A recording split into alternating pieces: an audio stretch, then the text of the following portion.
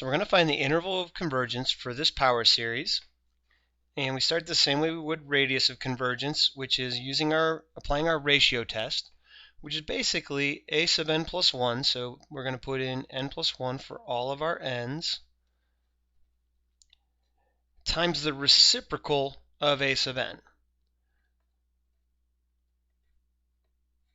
And then we simplify and see what we have to work with.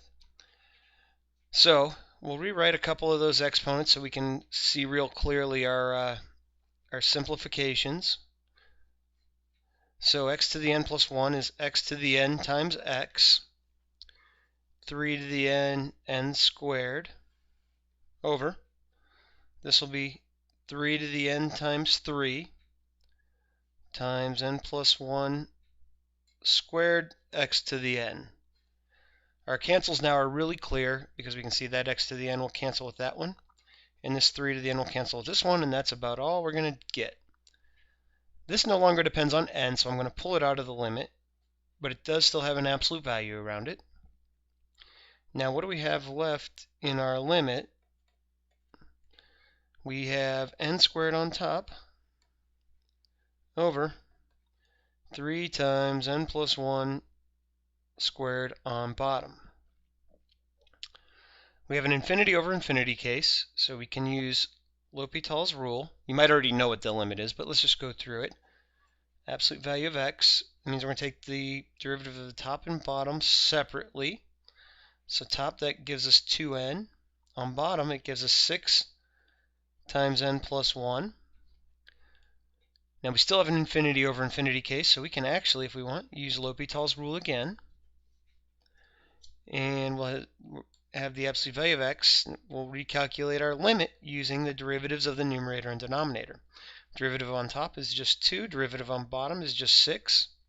And what we can see is this is going to be equal to the absolute value of x times 1/3. We want this to be less than 1, excuse me. I want this to be less, getting ahead of myself. I want this to be less than 1 in order for this to converge.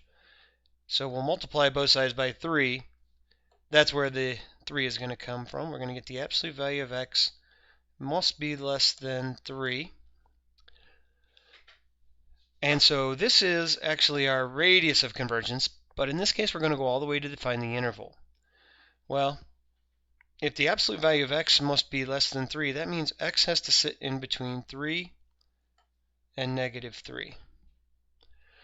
So we have our endpoints. The only thing we don't know for sure yet is if we want to include our endpoints, because at our endpoints, the ratio test comes out to be 1, which means it's inconclusive. So we're going to test both of these endpoints. We need to test our series at x equals -3 and at x equals 3. So what we do is we go back to our series here and we plug those values in for x. So if I plug in the -3, I get the summation of -3 to the n over 3 to the n squared, and then we rewrite it to see what's going to happen. So these guys here, I can write to the same n power. And so what I end up with is -3 over 3 to the n, and I'm just going to leave the 1 over n squared over here. And that gives me -1 to the n times 1 over n squared. If you notice, I have an alternating series, and we can also say that the limit as n goes to infinity of 1 over n squared equals 0. So this is convergent by the alternating series test. So we want to include -3. So I put a equals there. Now, let's see what happens when we include 3. It's going to be very similar. We're going to get 3 to the n over 3 to the n. And I'm going to split up the 1 over n squared again. And we can see that this is actually just going to be 1. So our series is just 1 over n squared, but we know that's convergent by our p-series.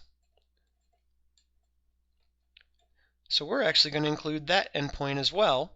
So our interval of convergence is -3 to 3, including both endpoints.